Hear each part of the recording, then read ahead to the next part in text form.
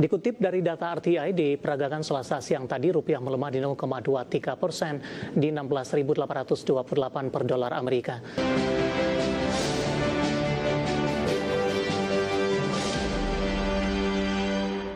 Kita beralih ke informasi indikator perdagangan lainnya pemirsa, di mana nilai tukar rupiah berbalik melemah ke level 16.800-an per dolar Amerika Serikat di tengah indeks dolar Amerika rebound dan bertahan di level atas maksud kami. Dikutip dari data RTI, di perdagangan Selasa siang tadi, rupiah melemah di 0,23% di 16.828 per dolar Amerika, di mana sebelumnya rupiah dibuka melemah di 0,12% di level 16.805 per dolar Amerika. Sementara indeks dolar Amerika di Selasa pagi menguat di 0,09% di 97,796. Indeks dolar Amerika bangkit usai koreksi di 0,09% di 97,706 di perdagangan Senin. Pergerakan rupiah masih dipengaruhi indeks dolar Amerika yang kembali bangkit di tengah pasar mencermati putusan Mahkamah Agung Amerika yang membatalkan sebagian besar tarif darurat. Namun di saat bersamaan muncul ancaman kebijakan tarif lanjutan dari Trump yang membuat pelaku pasar kembali waspada. Ketidakpastian ini menjaga permintaan terhadap dolar Amerika meski pergerakan cenderung fluktuatif. Kita akan update seperti apa pergerakan nilai tukar rupiah terhadap sejumlah mata uang utama berikut ini. Dapat Anda saksikan grafis di layar televisi Anda pemirsa. Pergerakan nilai tukar rupiah terhadap dolar Amerika Serikat di 16.827 rupiah. Update jelang penutupan, pasca penutupan dari data RTI, pelemahan terpangkas di 0,14% di 16.814 per dolar Amerika. Terhadap euro di 19.844 rupiah, pound sterling di 22.701 rupiah, kemudian terhadap yen Jepang di 108,47 rupiah.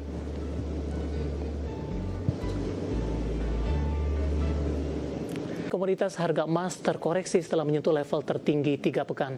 Harga batubara melanjutkan tren negatif dengan melemah dalam 3 hari beruntun. Sementara harga minyak bergerak tipis di tengah ancaman tarif 15% Presiden Amerika Serikat Donald Trump.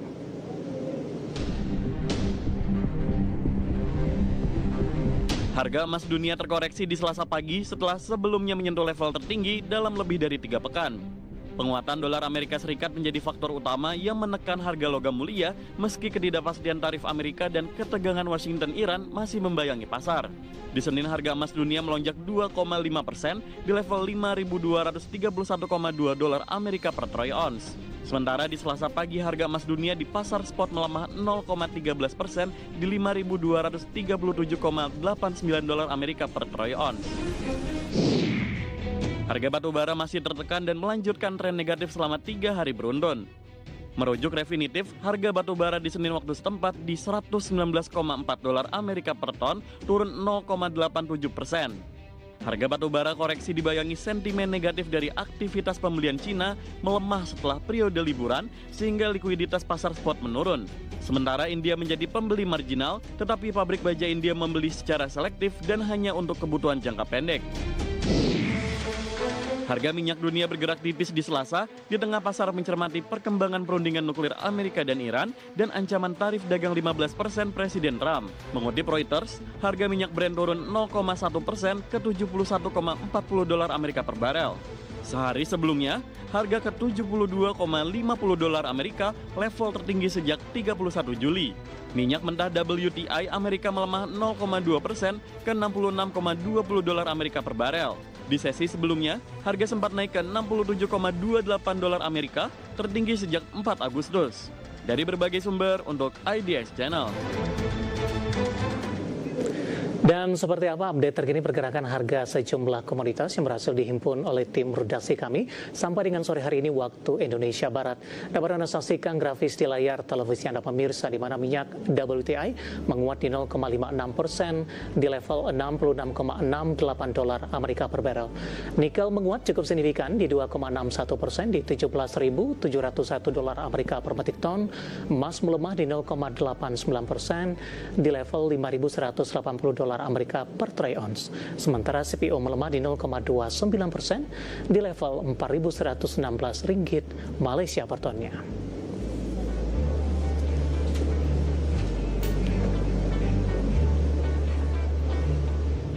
Keinformasi emiten pemirsa di mana PT Merdeka Copper Gold Tbk atau MDKA memutuskan mempercepat pengembangan tambang emas Pani di bawah naungan PT Merdeka Gold Resources Tbk atau emas.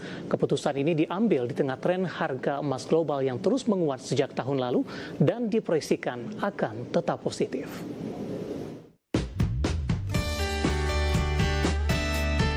Dikutip dari media, manajemen PT Merdeka Copper Gold Tbk (MDKA) mengatakan percepatan dilakukan dalam pembangunan fasilitas Carbon in Leach (CIL) dengan kapasitas penuh 12 juta ton biji per tahun dari sebelumnya hanya berkapasitas 7,5 juta ton biji per tahun.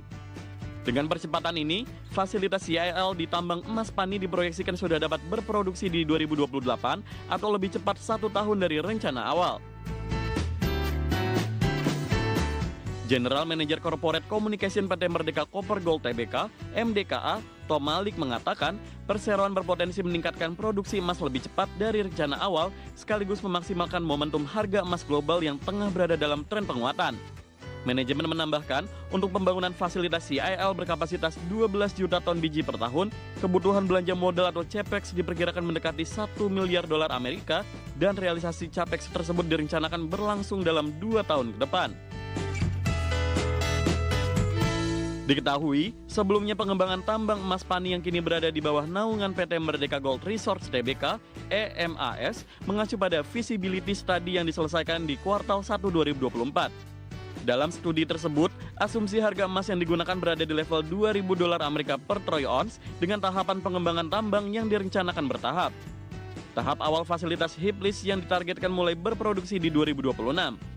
Selanjutnya, fasilitas pengolahan Carbon in Leach (CIL) berkapasitas 7,5 juta ton biji per tahun dijadwalkan beroperasi di 2029, lalu ditingkatkan menjadi total 12 juta ton biji per tahun di 2032.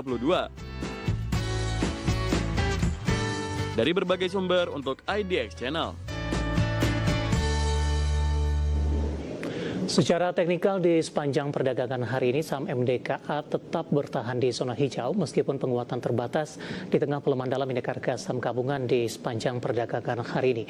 Langsung saja kita ke grafis yang pertama, pemirsa, kita akan coba lihat pergerakan intraday saham MDKA di sepanjang perdagangan hari ini.